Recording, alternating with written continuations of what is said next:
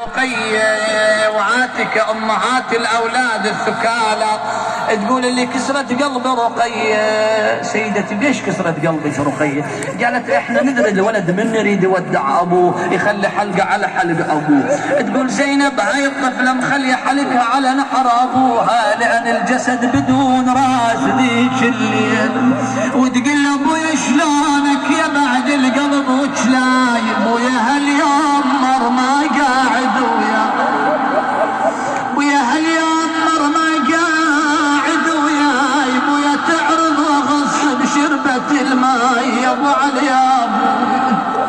هاي بنية وبنية اخرى ظلت بالدار بالمدينة اللي تقول ابويا بلوى هاي الروح يا ابويا بلوها وين الحكاية تغث روح حجور بويا حتى البنية التمر تندس بابوها. هاي البنية المريضة الما خلوه قالت بس بسويكم يا ابويا ظليت وبدكم بعدكم ما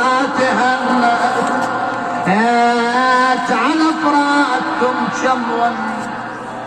إلهي نسألك وندعوك يا الله